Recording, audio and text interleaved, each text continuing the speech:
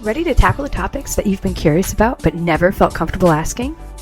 With a straightforward, no-nonsense perspective on life, blended with candid stories and a healthy dose of humor, Dr. Mary Grimberg cuts through the fluff and addresses the conversations we all need to have on TMI Talk, where no subject is too taboo. Our bodies, our minds, and everything in between. Now here's your host, Dr. Mary. Hello, everyone, and welcome back to TMI Talk with Dr. Mary. Today, we're going to be talking about how to build community and how to make friends. A study back in 2021 showed that 12% of Americans said they have no friends. And I believe the stat is actually much bigger because, I don't know how they even studied this, right? Because it's obviously not the entire population. But I work in a clinic where a lot of people are craving community and they don't know where to go or what to do. So this episode's for you. If you feel like you want to connect with people again, but you're not sure how, because you might be at the age where maybe you've had a few kids and you're with a partner and you're kind of in this routine and everything's about the kids and there's not really much for you. Or maybe you don't have kids like myself and you really want to connect with more people and you're just craving that community. I will find that growing community and building that and understanding how to trust people again can be scary, but at the same time, it's really a beautiful thing. And so in this episode, I'm going to be talking about where to find people that are like you, how to work through social anxiety, because I know post-COVID, there's a big fear around anxiety socially. Like, did I say the wrong thing? Did I not? How to kind of cope with that. That's something I've had to massively work through myself. If you don't know, what to say to people. So say you go somewhere and you meet people, what do you say, right? How do I connect with people? And then finally, how to nurture those relationships and can I trust this person? Can I not? Does this fuel me? Does it not, And so we'll just jump right in. So this is something that I went through post cancer. So I've changed so much that I knew a lot of people. I had a big network of people, but I wasn't close with anybody. I'd say so many people at that time were more like, at least in the area that I live, I have close friends from childhood and things like that, but they lived around the country. So local to me, I really didn't feel like I had a bunch of people that got me or that I could call and just hang out with. And they call those the zero battery friends, which are people you can just hang out with. You don't have to put on makeup. You don't have to do anything. You just sit on the couch, talk, laugh, whatever you want to do. I didn't have that here where I live in Austin. And so I just wanted to grow that and I wanted to nurture that. And naturally, I'm more of a social person, but I have struggled with social anxiety most of my life. But it really pushed me to kind of get out there and kind of explore and meet new people. And so this is something that is one of my strengths. So I'm excited to talk about with you. Because when these little tidbits of information I've learned along the way, and I think it can be helpful. So for instance, if you're like, where do I meet anybody, right? What do I do? Well, first you got to find a hobby. I know that for me, I picked up tennis and I met a bunch of people that way. I started really getting into it. I started taking classes, meeting people there.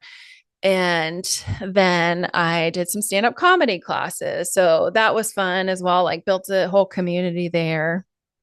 And so one of the biggest things is going out of your house and finding something that interests you. So this can be basket weaving. This can be tennis. This can be pickleball is a big one. A lot of people make a ton of friends doing. I probably need to do pickleball.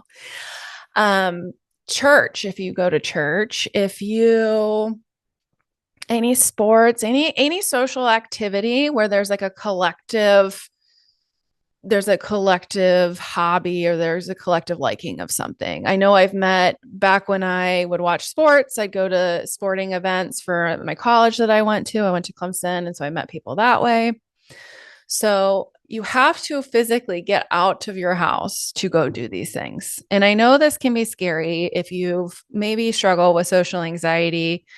It's just something I have myself. I actually remember so vividly when my social anxiety got so bad. One time I saw somebody. I was working in a shoe store in DC, in between physical therapy school semesters. And I saw somebody out of context, just completely out of context. And I almost passed out. I had no idea why this happened. I was really confused. And it was humiliating. And I just had to say, oh, hold on, I have to go in the back and get some shoes. And I don't think I ever came back out. But I thought, oh my gosh, I've got to do something about this. I'm about to be a physical therapist.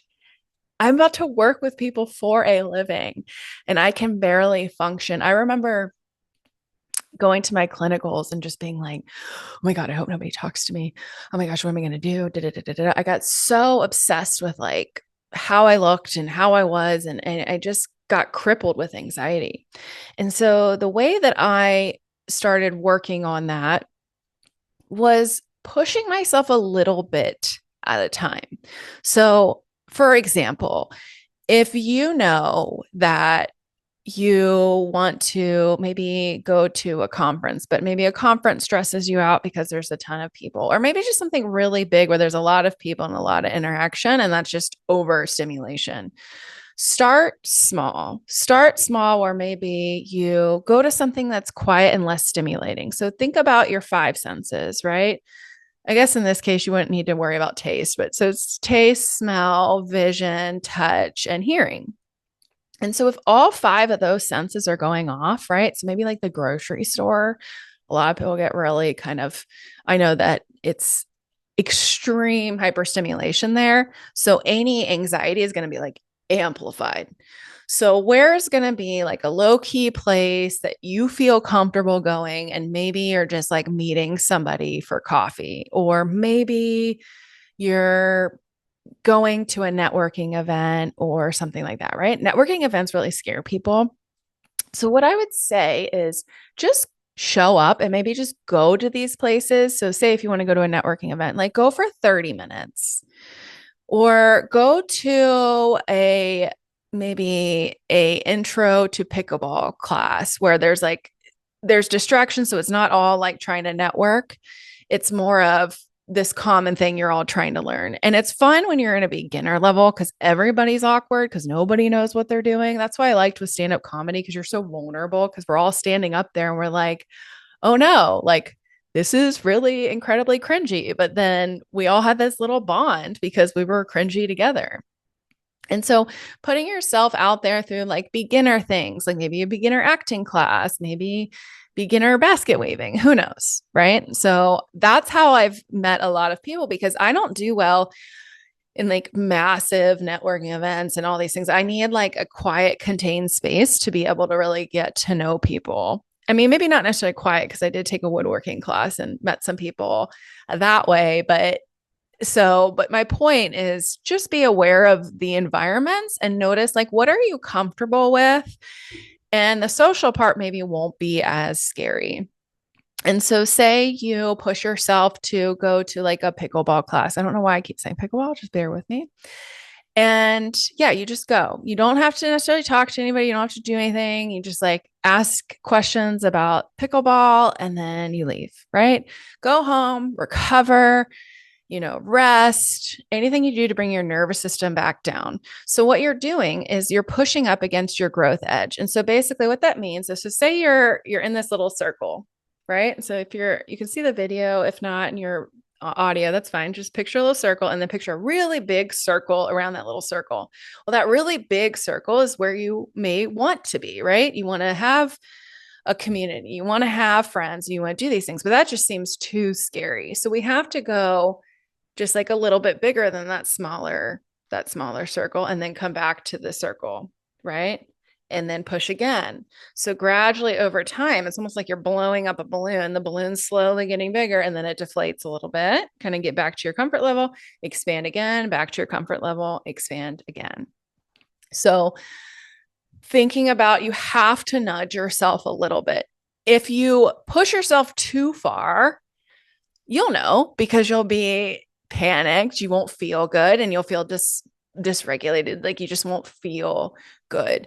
And so we want to expose ourselves to the scary thing, but then kind of come back and recover. So whatever that little step is, the better. I'll give you an example. So for my growth edge, it was more about public speaking. And so I started teaching, I was a lab instructor for physical therapy classes. And I remember I just had to teach one thing for 2 minutes. And I swear to God, I almost like pissed my pants. I was so nervous for those 2 minutes. Okay. Then I came back home, I rested, and I was like, whew, that was a lot. And then the next time was like 10 minutes. And the next time, 20 and 30. And then eventually I was co-teaching these 8-hour long a day classes. So like 2 days in a row where it was still scary, but it wasn't like massively scary. And so my body just got more adapted to that. So that way things just felt more comfortable. And so think of that with this, right? What is an environment that you feel comfortable in? And then maybe, or something that you feel a little uncomfortable, but you're not super scared from, right? So, for instance, if you like working out, like maybe you go to a beginner workout class and you don't have to talk to anybody. Maybe you're just starting to expose yourself to other people. And so that's just kind of where to start, right? So just start putting yourself out there in little tiny ways. Maybe you're just saying hi to people down the street, like, hi, how are you? Just getting used to conversing with other humans because if you work from home and you have kids and you have a family, you're likely just kind of in the family unit. You're not outside of the home. And if you're single or you don't have kids and you're like me, you have to physically leave the house or else you are literally not conversing with anybody, except for my dog, Maya. She doesn't talk back. I wish she did. And so just thinking about that. So if even going out and doing that is scary, maybe when you go to the grocery store, smile, say hi to people, get used to conversing, and it's going to feel a little uncomfortable, and that's okay. As long as you can kind of come down, breathe, maybe go for a walk after, or anything to kind of help you rest. I like to elevate my feet on the wall or like on my bedpost just to kind of help regulate my nervous system when I feel like I'm stressed out. So, well, then the next step is okay, so say I meet somebody at these events, right? Well, what do I do next? Well, most people that I've run into tend to not actually go out of their way and like ask for phone numbers or like, hey, let's meet up or hey, let's do this. So you may be the initiator. And so it can feel a little uncomfortable, but when you feel like it's in a normal progression. So maybe you've played pickleball with the same person like 3 or 4 times.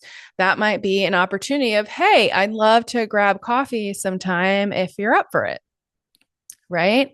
And then they say, great. Can I grab your number? We can text and figure out a time. Awesome. So you might have to be the initiator to kind of pull in people. I personally am that person. I'm an extrovert. I know this can be hard if you're an introvert.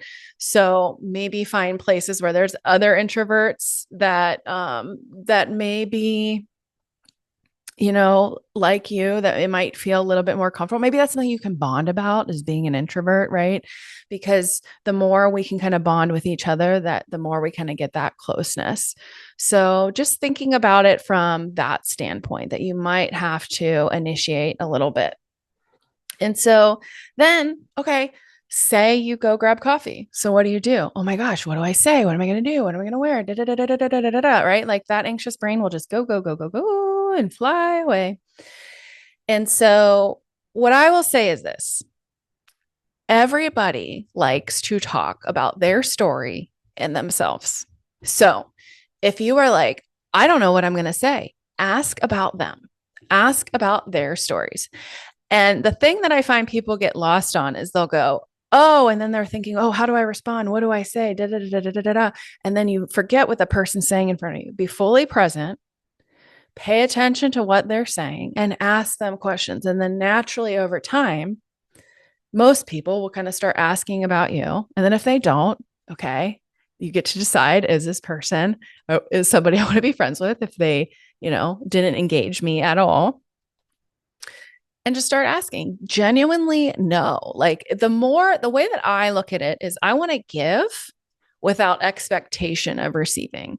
And when you do that, people kind of naturally like you because they feel like you're on your side. And this has to be genuine. You can't be bullshitting. Like people can feel that, right?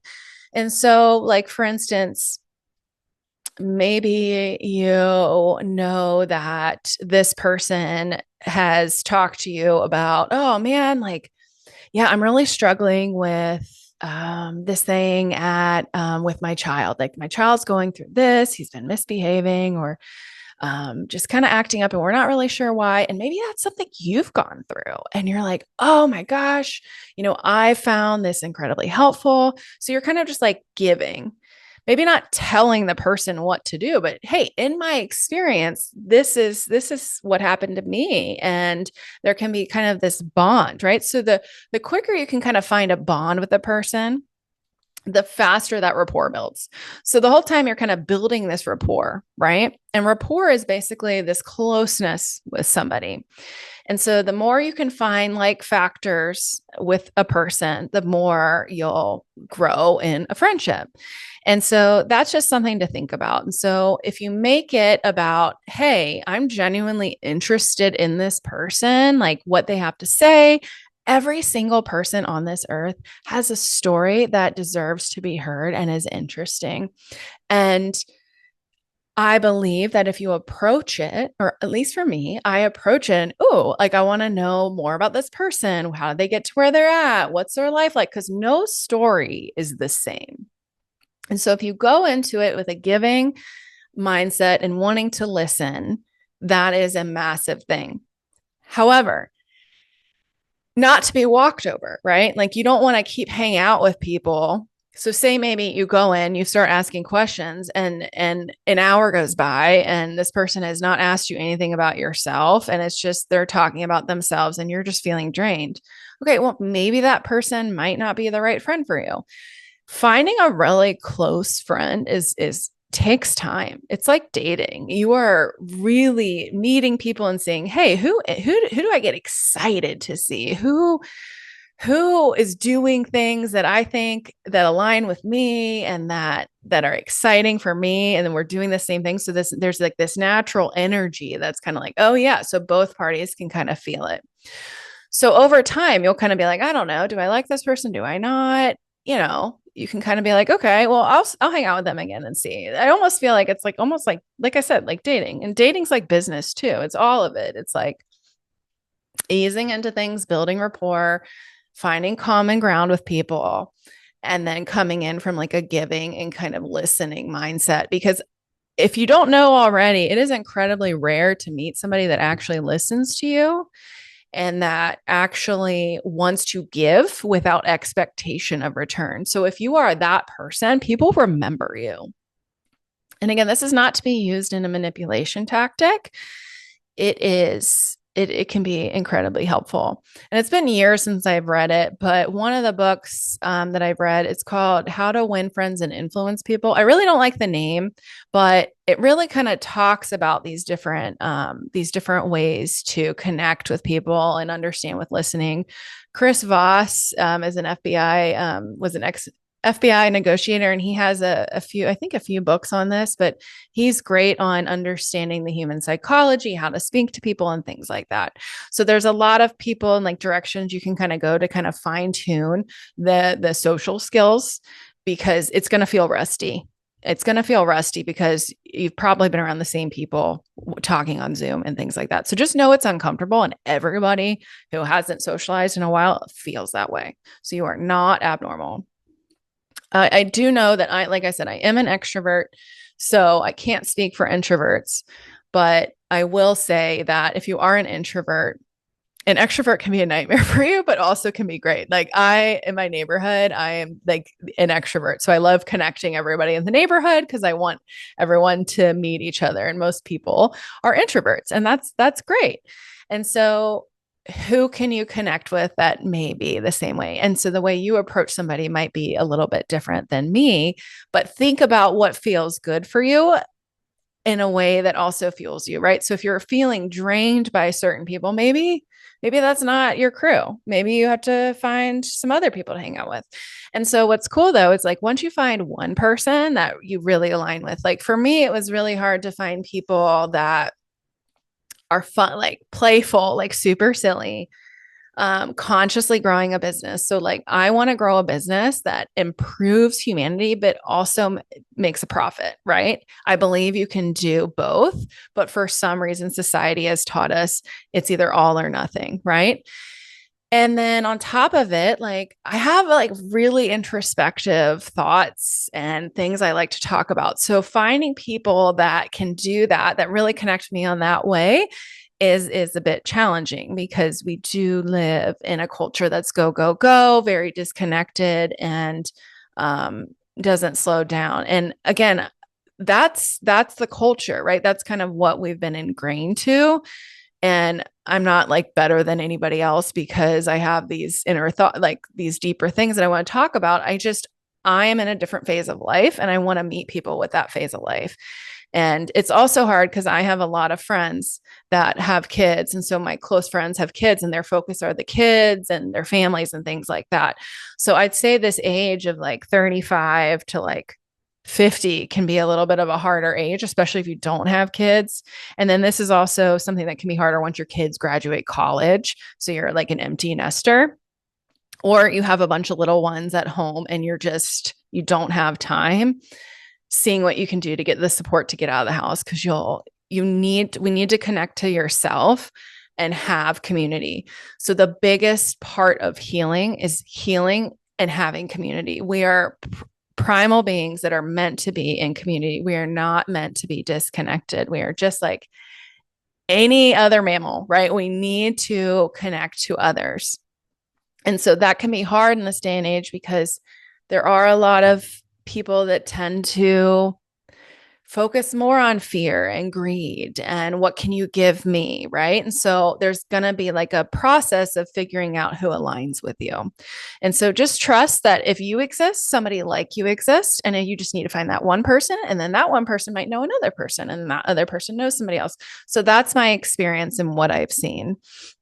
And so the other thing, to mention too is maybe you don't meet people that you're like super close with right away, like over time. Maybe it's not somebody you can see yourself being best friends with, but maybe it's like your tennis friend, or maybe it's your, pickleball friend. Maybe it's your art friend, and you guys can connect on that. So, and then over time, you start kind of building that community.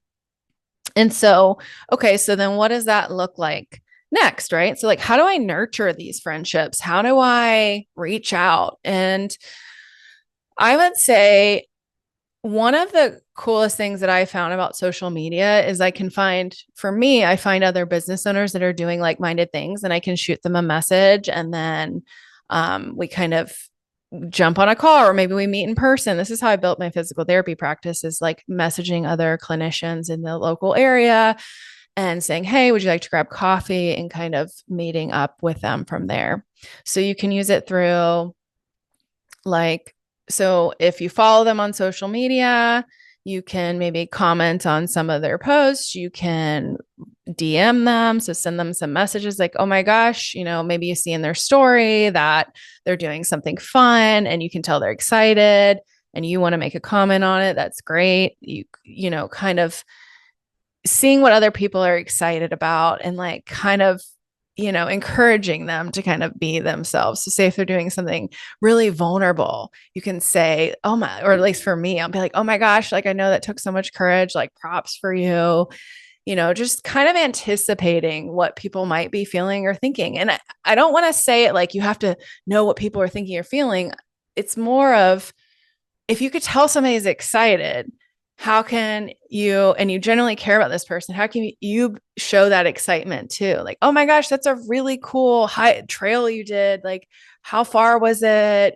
Yada, yada. Can you send me pictures? If you're genuinely interested. Now, if you don't care about social media, You can text somebody, kind of do the same thing. Like I met a bunch of really wonderful ladies a few months ago at a trauma healing retreat, and we've all stayed in through a text message, and we decided, hey, we're going to jump on a call monthly and just stay in touch from that aspect. So it could be texting every, when you think of something funny that maybe they would have liked, or hey, thinking of you, I just saw this pickleball, I don't know, tournament coming up, are you interested? What do you think? I'm thinking, or hey, I just walked by the coffee shop we went to the other day. I was thinking of you. How are you doing? People love it when you say that you're thinking of them, or, they just like to be thought of. Like, think about it. We're all just big kids in like adult bodies. And so, everybody wants to be loved, everybody wants to be listened to, and everyone wants to be included. So, how can you kind of tap into those things in an ethical way that's not manipulative? I say that because there's a lot of people that will do that to get what they want. And so thinking of that when you're reaching out to people, like, hey, how can I add value? How can I, kind of be a support for somebody? And then you can sort of see over time, does this person reciprocate? So I've done this where I've it's also balance, right? Because I'm not trying to be a people pleaser and like bend over backwards. It has to feel natural. I have to feel like excited about this.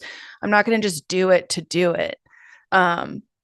It's just, it might be uncomfortable at first because you're like, oh, I want to tell them, hey, I was thinking about you. I went to this event and yada, yada. Send it if you genuinely wanted to send it, but don't do stuff you don't want to do from like I really don't care about sending this, then don't. But just thinking about how to just kind of include them in your life. People want to feel included, right?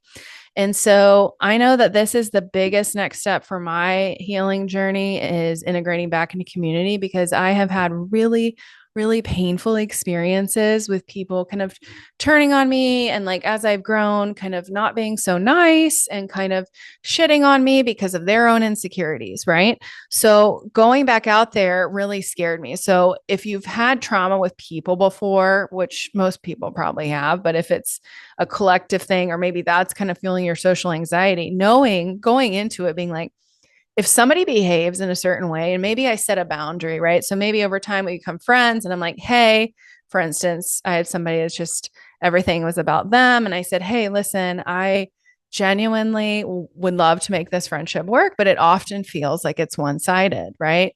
And so when I said that to this one person, I didn't hear from them for like a week or 2 weeks or something like that. Well, that tells me that that person's really not interested in my friendship. And that has nothing to do with me. So you kind of move on. It doesn't mean you have to be mean. It doesn't have to be anything, right? So who shows you respect? Who reciprocates that? Who reaches out and checks in on you, right? And people will disappoint you. Some people won't. Some people will. But human nature, we naturally may be disappointed, but knowing that person's intent, right? So maybe you meet a friend, they've been a really solid friend for a year or two or whatever, and then they kind of drop the ball. Maybe they cancel their meetup with you, or maybe they just seem like they're kind of being a shitty friend. Then you can be like, hey, are we cool? Are we okay? It might be something to talk with them about, and that could be an opportunity for growth. So the more we can kind of have those conversations, the more those relationships will grow, right? And then while on the other side, maybe if I meet somebody and I've met up with them a couple times and it's just there's no interest in me or my life or anything at all, and I kind of feel drained. I feel like they're kind of taking, these energy vampires. I'm like, I don't, I only have so much time on this earth, and I want to have genuine, kind, nurturing connections. And so that's just something to kind of think about. But I will say that, those resources I said before can be really helpful. Chris Voss's work, and then the book How to Win Friends and Influence People. Again, I hate that I don't really love the name, but it's a very old book, and it can be incredibly helpful. But something to kind of think about. In summary, if you are looking to build community, you're not sure where to start with a hobby, start with things that interest you. Go there, right? Go there.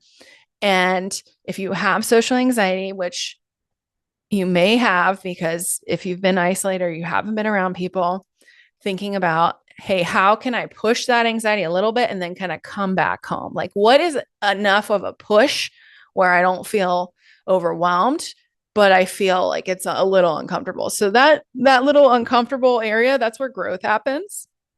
And so the more you kind of do that, then that growth kind of gets bigger and bigger and bigger. And eventually you have this huge, you're kind of in that outer edge of your growth. And then, you can kind of nurture those relationships. So, and then when conversing with people, if you're not sure what to say, really think about like them, like, hey, so tell me about what led you to, maybe want to hike Kilimanjaro, right? Or what led you to what brought you to Austin? Like, how are you here? Or not, how are you here? That's like kind of weird. Why are you here? No, just, hey, how did you come up with your dog's name? Or what kind of dog is that? Like, people, oh my God, people love when you ask them about their dogs. So if you want an easy kind of way to meet people, take your dog to a dog park and talk to other dog owners about their dog. Again, you don't have to talk to people about their stuff all the time, but it's a starting point. It opens up a conversation. And and so then finally, like, how to nurture those relationships. Like, what does that look like? Like, messaging people to meet up. When you do meet up, kind of really thinking about things that you guys have had in common, or what are they going through, or how's their week actually been, right? Not, oh, hi, how are you doing? Everyone's going to say fine. Cause like, when I'm like having a horrible day, I'm not going to be like, oh, actually it's a horrible day. I just don't feel like people can handle that. And so I'm like, oh, good. But if it's like a friend, I'm like, oh gosh, let me tell you, like, do you have a second, And I found a lot of community in like these entrepreneur groups where I've met other business owners, because we can relate. Hey, this situation happened. Like, did you have something like that? Oh yeah, that just happened to me last week. And I'm like, I'm not alone. I feel so included. Like, this feels great. And so just something to kind of think about and marinate on. But the more you kind of start integrating back into a supportive community, right? That takes time to build. Oh, that will fuel your soul. That will help you heal. That will just bring so much energy and passion and excitement back into your life. So thank you so much. And I really, really hope this was helpful. And until next time. You've been listening to TMI Talk with your host, Dr. Mary Grimberg. Make sure to subscribe wherever you get your podcasts. To learn more about Dr. Mary, head on over to drmarygrimberg.com. And make sure to follow Dr. Mary at Dr. Mary PT on all social channels. To learn more about Dr. Mary's integrative practice for pain relief in Austin, Texas, head on over to resilient-rx.com. Thanks for listening.